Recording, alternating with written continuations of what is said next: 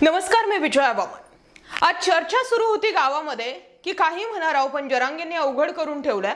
स्वप्नातही विचार केला नसेल की नेमकं जरांगे असं कधी करू शकतात।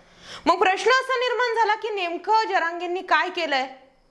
शिवरायांची शपथ घेऊन शिंदेंना मराठा आरक्षण देणार आहोत आपण असं सांगावं लागलं। एक मराठा लाख मराठा या घोषणेवर लोकांचा विश्वास बसू लागला। एक मराठा काय करू शकतो हे जरांगे पाटलांनी दाखवून दिलं। जो मराठा आतापर्यंत याना त्या राजकारणाच्या मागे पुढे करत होता तो मराठा पेटून उठलाय।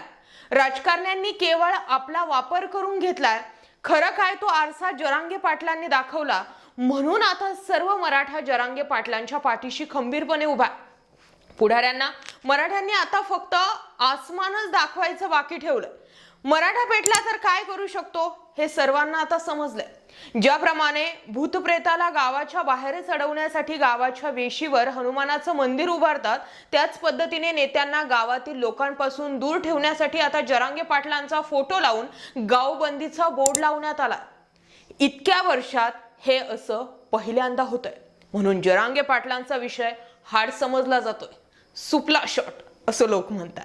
आतापर्यंत मराठा आरक्षणासाठी अनेक आंदोलनं झाली आणि त्याचं पुढे काय झालं हे अख्ख्या महाराष्ट्रानं पाहिलं। मराठ्यांचा महाराष्ट्र असताना त्याच मराठ्यांना आरक्षणासाठी आंदोलनाची वेळ येते हे पाहून मराठा पेटून उठायचा, परंतु राजकारण्यांच्या बोलण्याला भुलून पुन्हा एकदा आपापसात भांडायचा। आता जरांगे पाटलांनी मराठ्यांना एक करण्याचं शिवधनुष्य पेललंय। सुरुवातीला आरक्षणासाठी शांततेनं उपोषण केलं। सरकारने आरक्षणाच्या निर्णयासाठी 1 महिन्याचा वेळ मागितला, तेव्हा महिना काय मोठ्या मनानं 40 दिवस दिले, परंतु 40 दिवसांनंतर 1 तास सुद्धा मिळणार नाही। मराठ्यांना आरक्षण मिळालं नाही तर पुन्हा एकदा अंतरवाली सराटीतून आमरण उपोषणाचा एल्गार होईल हे त्यांनी तेव्हाच स्पष्ट केलं होतं। परंतु जरांगे पाटलांनी सरकारला दिलेल्या अल्टिमेटमच्या काळातही घरातला संसार न पाहता अख्खा महाराष्ट्र पिंजून त्यांनी काढला। गावोगावी जाऊन मराठ्यांना एकीचा नारा दिला, आता नाही तर पुन्हा कधीच नाही, करा किंवा मग मरा। मराठ्यांच्या आरक्षणाच्या लढाईत एक म्हणजे भूक तहान विसरून जरांगे पाटील भर ऑक्टोबर हिट मध्ये मराठवाड्यात गावोगावी मराठ्यांना पेटवत होते। आतापर्यंत कधीही पाहिला नाही असा उत्स्फूर्त प्रतिसाद त्यांना मिळत गेला। याचं उदाहरण घ्यायचं असेल तर 14 ऑक्टोबरला झालेल्या त्या ऐतिहासिक सभेत एक मराठा काय करू शकतो हे जरांगे पाटलांनी दाखवून दिलं। मराठ्यांना गृहीत धरल्यास काय होतं हे ठाकरे आणि शिंदेंच्या दसरा मेळाव्यात सुद्धा दिसून आलं। एरवी गावोगावी एसटी पाठवून लोकांना गोळा करून सभेला आणण्याचा राजकीय फंडा वापरला जात असतो। यावेळी मात्र मराठा गाफील नव्हता। नको ती तुमची सभा आणि नको ती तुमची करकरीत नोट। आता मराठ्यांना पाहिजे ते फक्त आणि फक्त आरक्षण। हे एकूण राजकारण्यांच्याही पायाखालची हे सगळं पाहून वाळू सरकली। आता सरकारला नेमकं काय करायचं हे समजत नाही। मोदींच्या सभेतही तेच झालं, बसच्या बस रिकाम्या होत्या। मराठा पेटून उठल्यानं आपली दुकानदारी बंद होते की काय अशी भीती आता नेत्यांना वाटू लागली। आतापर्यंत मराठ्यांना आपली मतपेटी समजणाऱ्या राजकारण्यांनाही आता कळून चुकलंय की मराठा आता पेटला आहे। आता आरक्षण दिल्याशिवाय पर्याय नाही। जे त्यांच्या हक्काचं आहे ते त्यांना द्यावंच लागणार आहे। मनोज जरांगे पाटलांनी घेतलेला वसा आता ते सोडायला तयार नाहीयेत। महाराष्ट्रातील दोन्ही छत्रपतींनीही आता हे मानलंय, जरांगे पाटील हा हाडाचा मराठा कार्यकर्ता, मोडेन पण वाकणार नाही, आमिषाला बळी पडणार नाही हे त्यांनी वारंवार सिद्ध केलंय। त्यामुळेच आता जरांगे पाटलांनी आपल्या उपोषणाचा दुसरा टप्पा सुरू केला। यावेळी त्यांनी पाणी आणि वैद्यकीय तपासणी करण्यालाही नकार दिला।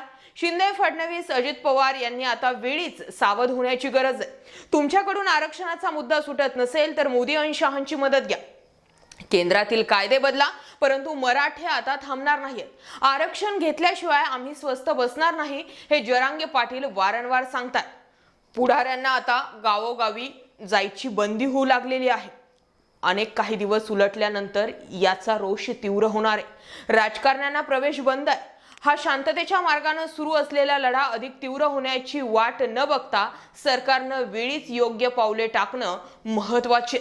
ज्या पद्धतीने सुप्रीम कोर्टामध्ये आरक्षण टिकवण्यासाठी अजित पवार आणि एकनाथ शिंदे यांनी साम दाम दंडभेद अख्ख्या कायद्यांचा अभ्यास केला, पण सरकार टिकवून दाखवलंय. 1966 साली स्थापन झालेल्या शिवसेनेचा बाप तुम्ही बदलवला आणि 1999 साली झालेल्या राष्ट्रवादीच्या स्थापनेचा जो म्हणजे त्यावेळेचा जो मालक होता त्या मालकाला सुद्धा तुम्ही बदलवलेला आहे आणि सुप्रीम कोर्टामध्ये ते आव्हान तुम्ही पेलताय. यासाठी जसे सगळे कायदे जुळवून आणले त्याच पद्धतीने तुम्हाला मराठा आरक्षणाचा प्रश्न तेवढ्याच कसोशीने सोडावा लागणार आहे. नाहीतर काही जरी झालं तरी मराठा आरक्षणाच्या निमित्तानं उठलेला हा आगडोंब बुजवणं शक्य होणार नाहीये. मनोज जरांगे पाटलांनी ते करून दाखवलेलं आहे जे या अगोदरच्या कुठल्याही मोर्चांनी सभांनी आंदोलनामध्ये झालेलं नाहीये. आणि एक मराठा काय करू शकतो हे आता दिसून येऊ लागलेलं आहे. पुढाऱ्यांना गावबंदी होणं हे कदाचित पहिल्यांदाच घडतंय आणि महाराष्ट्रामध्ये घडणारी ही पहिली घटना असल्या कारणानं जर तुम्हाला पुढचे इलेक्शन सुरळीत पार पाडायचे असेल तर तुम्हाला कितीही नाही म्हटलं तरी मराठा वोट बँकचा विचार करावाच लागणार आहे. त्याशिवाय कितीही नाही म्हटलं तरी सुद्धा पुढचे इलेक्शन पुढे ढकलतच नाहीत. म्हणजेच काय तर मराठा आमदारांना करो या मरोची परिस्थिती निर्माण झाली आहे. एकतर मराठा आमदारांनी त्यांचे राजीनामे फेकून जरांगेंच्या उपोषणामध्ये जर ते सहभागी झाले तर 2024 ला एक वेळेस मराठा समाज त्या आमदारांचा विचार करू तरी शकतो. पण आताच जर मंत्रिपदाची वाट बघितली, आज बंगला भेटेल उद्या बंगला भेटेल, तर या चक्करमध्ये मात्र पुढचं 2024ची आमदारकीही जाऊ शकते असं चित्र महाराष्ट्रात सध्या निर्माण झालं. याबाबत तुमचं काय मत आहे कमेंटमध्ये व्यक्त व्हा. मुद्दा आणि विषय आवडला असेल तर जास्तीत जास्त लोकांपर्यंत शेअर करा.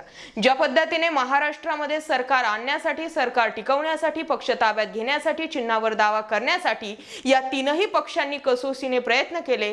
सुप्रीम कोर्टामध्ये कधीही एवढा कायद्याचा अभ्यास करावा लागला नसेल जेवढा या तीन पक्षांना एकत्रित ठेवण्यासाठी वकील लोक अभ्यास करतायत. तशीच तुमची यंत्रणा मराठा आरक्षणासाठी कामाला लावली पाहिजे का? याबाबत तुमचं मत काय व्यक्त व्हा. मुद्दा विषय पटलाय जास्तीत जास्त शेअर होऊ द्या. अशाच विषयांसाठी अगोदर तुम्हाला आपल्या YouTube चॅनलला आवर्जून सबस्क्राईब करायचं. जय महाराष्ट्र पब्लिक.